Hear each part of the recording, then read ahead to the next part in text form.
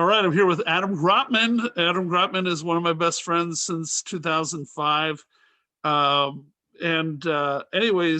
He's been around for tons of stuff. We hosted a show probably at least 50 times over the course of several years called Pajama Party in the lobby of the Gaylord Apartments. And that was a sister event to a podcast. I think we started Pajama Party as a live show first, and then became a podcast. But we did that at 10 o'clock Monday nights in the Hollywood year together. And then eventually I had different co-hosts downtown, Christina Myers Hepburn and Rena Hundert. But I'm here to talk about Pajama Party Gaylord and Pajama Party Hollywood with Adam. And if you have any other insights, that's fine too. Sure. So Adam, do you recall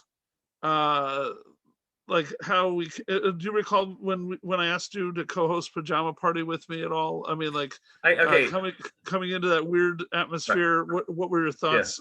Yeah. Yeah, I think it was also, I think I can I can kind of pin it down to around 2010 that the idea got rolling. Yep. Right? Yeah. Because that was the year I was living in this sort of way out on the kind of western edge of Koreatown, sort of, not really Koreatown.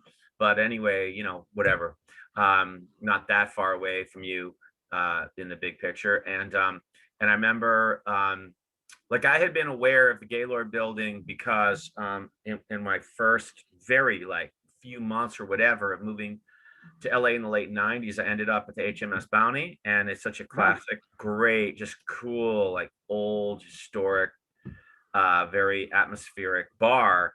So I think I was like, oh, neat. This is one of those really old buildings. And, it's in the building or whatever. I can't remember if I saw the lobby back then or whatever, but I got a sense of the history of the architecture.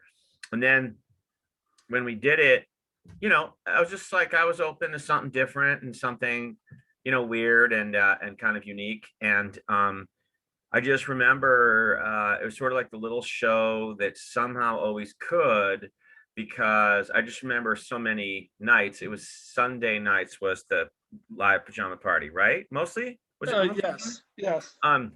In the Gaylord lobby of being a bit concerned, are we going to get enough people to have a critical mass? We're going to have it doesn't take a very large audience there, but you want, enough, you want some, you want at least a dozen, ideally at least 15 plus kind of good people there. And by hook or by crook, we almost always got it, a couple of times, a bit more, people wandering through the building. A few people had come out of the HMS Bounty, through that weird side door where they could use the bathroom in the building. Yeah. So weird. Yeah. But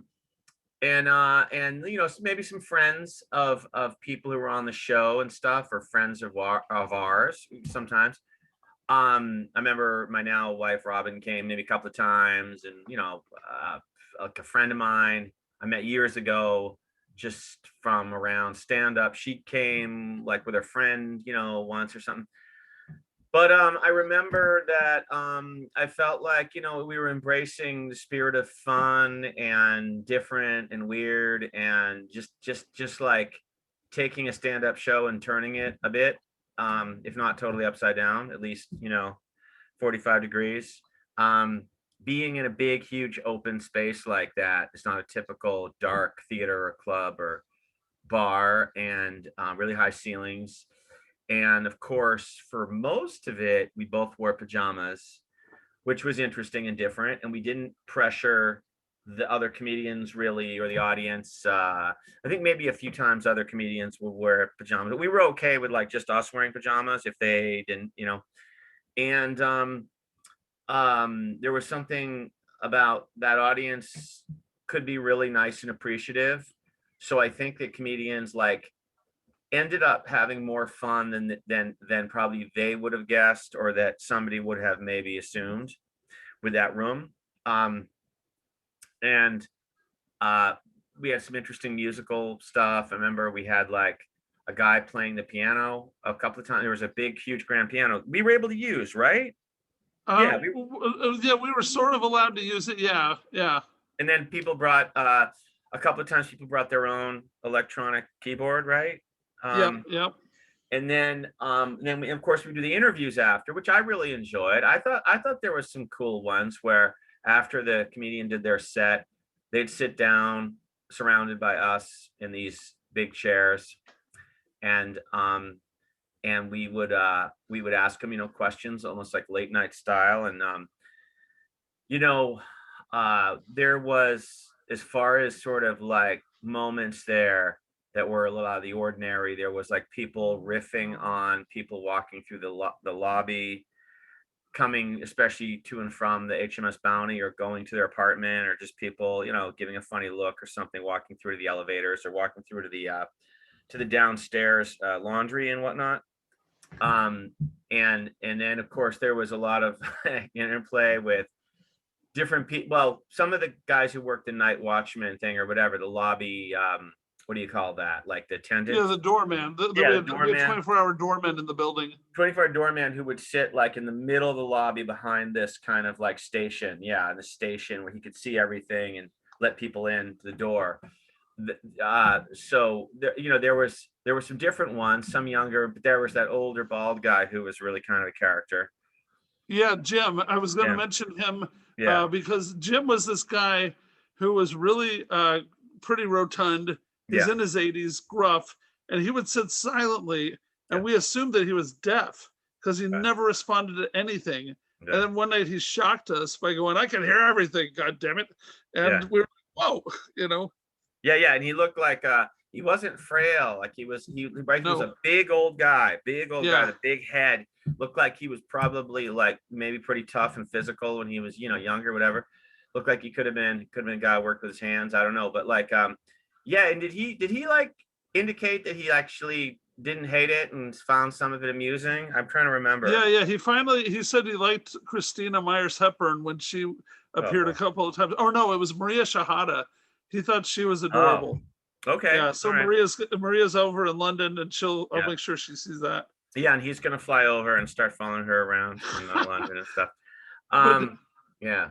Well, I was gonna say real quick, my favorite doorman situation though, there was this guy named Joe who is Southern in his accent, but he also, everybody always wondered, was he gay or not? Never figured it out. Right. He was an older gentleman, very bachelor, but he would talk like this, kind of theatrical. And so he's the one who fought with your now wife Robin one time. She brought a little tiny dog over. Oh yeah. And you told me, Carl, there's a situation. He was rude to my wife, and it was really rude, and he even used the F word to her, saying, "Get rid of that effing dog," and or "I don't care, get rid of it. They can't be in the lobby." Right. So you basically implored me to stand up for Robin and you and talk to the guy, right? Okay. So here's what happened. Yeah. That night, this is probably one of my two favorite stories from Pajama Party. Yeah. Lance Stout headlined the show, guy who's been on Conan, Chelsea Lately, all sorts of stuff. And he was doing euphemisms for anal sex, talking about the Hershey Highway. Yeah. And so, and the show had a rule from the building, or we thought it did, I'll get to that, against foul language. So the guy was finding euphemisms to talk about really R-rated stuff. Right. So he did his whole routine, and Joe didn't look too pleased. Then after the show, I walk up to Joe and I said, Adam told me that you told his wife that she had to get rid of that fucking dog. Right. And I said, I hope I don't have to go tell the manager about this. And then Joe just looks at me like a long 1,000-yard stare, and he goes, "Oh yeah? So how would you like it if I told him that your headliner was joking about the Hershey Highway?" Right. And I was like, okay, well, have a good night, Joe. It was a Mexican standoff, as they say. Right. If we could say Mexican standoff these days. But then the other one, I don't know if you recall this one, there was a crazy old lady named Carol. She was the meanest broad anybody had ever seen, ever. Yeah. She looked kind of like Carol Channing, but she was nasty. Yeah. And she comes off the elevator one night, pushing a walker with tennis balls on the ends of the sticks. And she comes up the elevator, and our thing was, when we started Pajama Party, this started as just a weird thing to do, but it became the raison d'etre, that why people would come to the show for a while. was we would offer free pie. So Right. we had free pie on a table. Oh yeah. And then if you sat down and watched the show, you could have some pie. Yeah. So Carol comes off the elevator, Yeah. and Bill Dwyer Yeah. was headlining, and she goes, "What? God damn it! What the hell is this? What's going on in the lobby?" And Bill just stopped. Bill's been on the Tonight Show, and he just stopped, and he just looks at me like, "What have you got me into?" And so, without missing a beat, Carol comes walking slowly directly past Bill in front of him, Yep. the headliner, and she just crawls her way to the table, and she's trying to fidget with a knife to cut some pie, and she couldn't quite do it. And Dwyer finally gives up and just says, "Would you like me to fix your plate?" Oh yeah, I was gonna bring that up. Yeah. Oh, I'm sorry. Spontaneously acted like a waiter, and went and got her a pie and milk or whatever it was, and was serving her. Yeah, that was one of those moments of just making it even more funny, like just going with it, just like, let's just be absurd, let's just improvise, because we're in a lobby of a weird building, and then we had that nice guy Douglas. Yes, Douglas, the king of comedy, which I'll explain in a moment. Yeah, I mean, he was a really sweet guy. He was a guy who was like a bit different, but really just ebullient, super happy, kind of eccentric guy. And then there was that nice woman, that older woman that lived in a building nearby.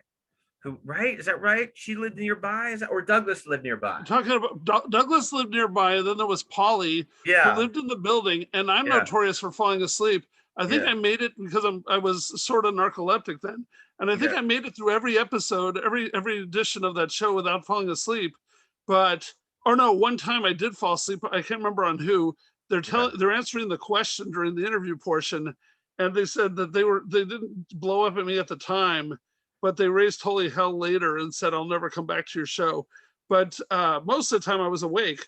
But Polly would show up, this old lady who was extremely depressed. She just looked like Eeyore, a human Very Eeyore. Sweet. Yeah, very sweet though. And she would always fall asleep. She would never laugh, but she was always there, like excited about it. She liked it. Yeah, and she'd fall asleep. So. Yeah, I'm just trying to remember. I mean, I know there was like a bunch of riffing with people who came by. We had some really interesting acts in there.